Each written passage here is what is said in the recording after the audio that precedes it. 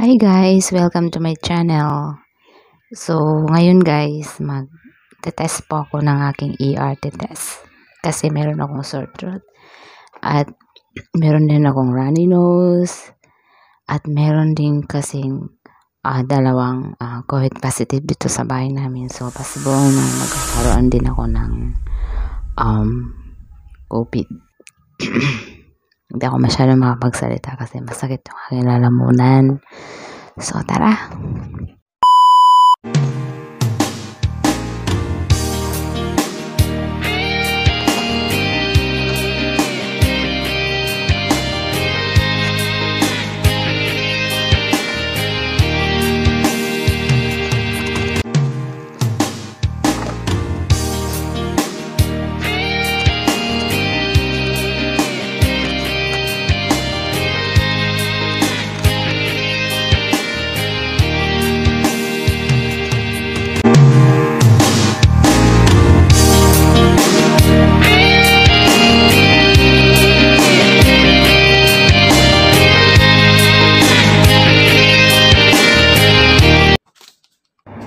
So, ayan, sisimulan na natin ang pagtitest sa aking sarili kung ako ba ay positive or negative.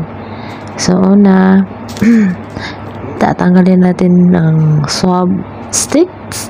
Tapos, gagamitin natin ito para isundot sa ating mga ilong.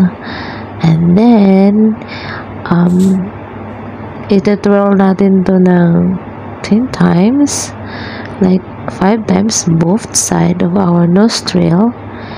Pagkatapos ay i-mix up natin doon sa buffer tube. So ganyan lang, mix. Sundot lang para mag-mix sila. Ayan. So pagkatapos niyan, sasarado na natin yung lid, but before that, kailangan natin itong i-dispose properly para hindi tayo makakahawa. So, ngayon, pag na-close na natin yung lid, i-drop na natin dito sa COVID-19 castrate. Ito, i-drop ko na ng 4 drops. Dahan-dahan para malaman natin. So, wait lang tayo ng 15 minutes or so. Pero yung pagtitest ko dito ay more than siya ng 15 minutes. Kasi I wanna make sure na talagang totoo tong red line na nakikita ko. Na ibig sabihin ay ako ay isang COVID-19 positive. So, ayan nga.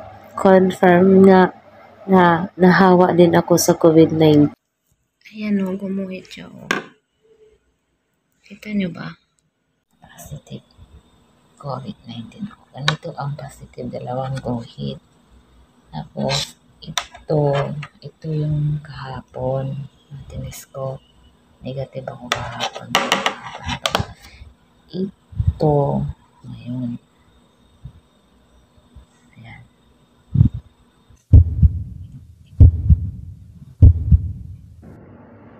Oh my God, positive ako. Positive sa COVID-19. Ayan guys, pangalawang araw ko na may COVID ako. So, ganun pa rin, may lagnat. So, lalamunan ko. Tsaka, ginawa ko, kaya ako nagising. Ano ko, ilong, tapos nalagay ko sa ilong ito. Ako lang nangangamot sa sarili ko. Tapos, Panadol. And, paracetamol. Tapos, syempre, tissue.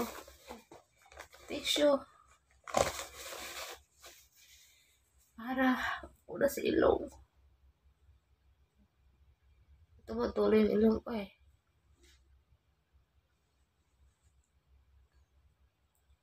Ayan, basa. Ayan. Ayan. Pangatlong araw ko nang may COVID. Baga yung lalamunan ko.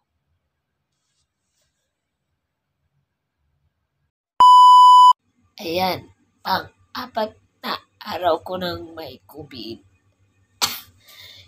Hirap huminga. Tapos, wala na akong boses. Ayan guys, pang-5 araw ko na tong may COVID ako. Hindi ako makapagsalita kasi namamaga yung aking lalamunan. Uminom na ako ng Panadol. Tapos meron dito syrup. Ayan. Sa sheet to So, inumin ko lang ng ganyan. Ito ang siguro. Ito.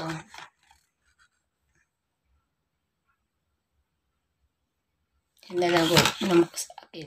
Ubo. Lang, parang syrup lang siya. Ito. Inumin mo lang siya.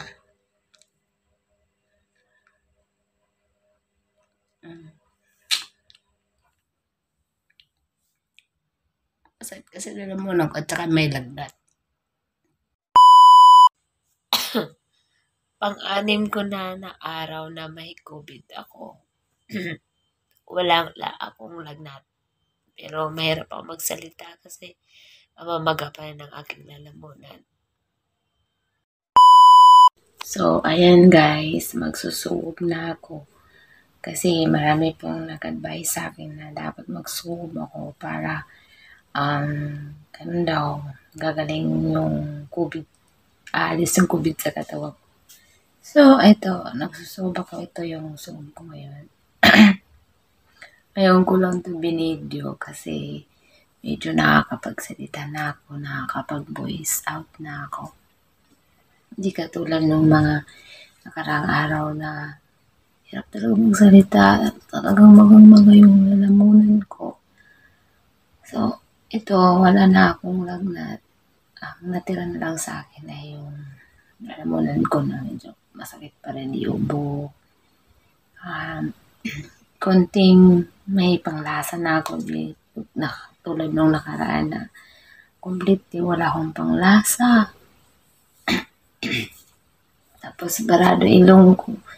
So, may mga gamot naman akong iniinom na nakakatulong para mawala yung sipon. Yung ubo lang talagang hirap umalis. Talagang tagal niyang mawala. So, ito, i-share ko sa inyo yung suob ko. Okay. Yan ang pang-suob ko. Nandito po yung pinakulo. Sorry, inobo ko. Pinakulong to at saka may asin. I'm sorry, inobo pa rin. Yan, medyo may tama. Hindi tama sa pag-ibig, hindi tama ni COVID. Excuse me po. So, tara, magsusuob na tayo, So, ayan. Nandito na yung pang-suob ko. Dito na. Ayan. Ayan. Oh, musok. Alam ko yung init. So, sabi magsusuob na ako. So, samahan ako magsuob. At may kumot ako dito. Ito yung kumot ko. Tara, suob na. Actually, pang 7 days ko nang may COVID. Okay na yung buko na kapag salita na ako. Sipon ko hindi na masyado barado. Ulo ko hindi na masyado masakit. Kasi nag-iinom din naman ako ng gamot. Kaya nakakatulong din sila. So, kayo magsusuob ako para naman talagang mawala na yung virus kasi yun yung mga payo sa akin na magsuob daw ako. So, tara. Suob ka. Suob ba?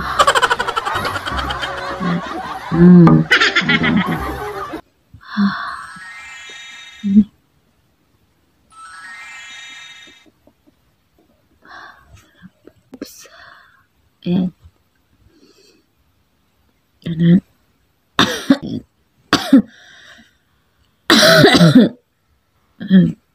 Nakikita ko. Nakikita niyo. Ito.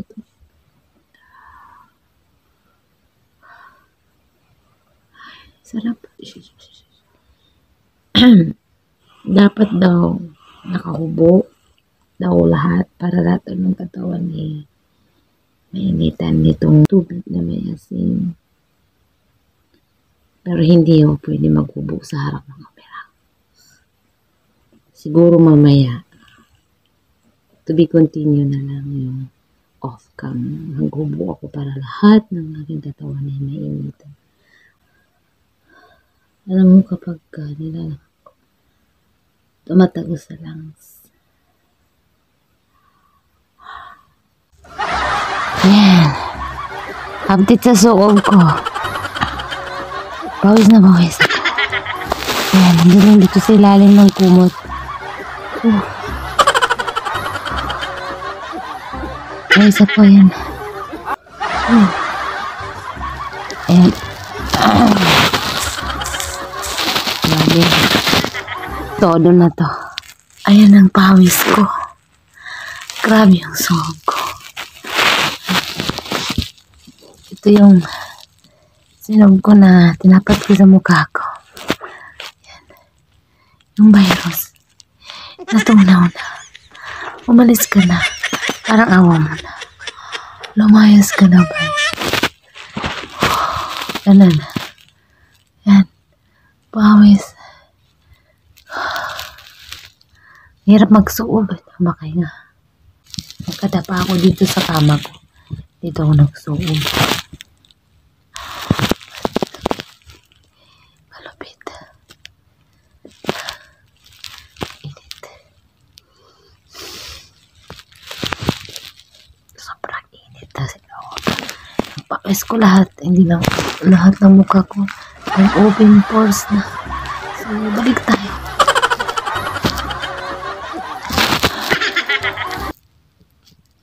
Ang init dito sa loob. So, ngayon na yung pang 7 days ko na positive. Naging okay na yung pagkaramdam ko. Dami-dami ba naman na ininom kong gamot. Tapos, stay home lang. Medyo may konti na din akong panglasa. Araw-araw ako nagsusuob. Ngayon ko lang siya nakuna ng video kasi ngayon lang ako nakakapagsalita ng malinaw-linaw. No. Pero alam mo yung feeling, ang sarap sa pakaramdam, parang ang gaan. Feeling ko parang natuloy yung mga taba ko. Hindi virus. Yung taba. Tunaw.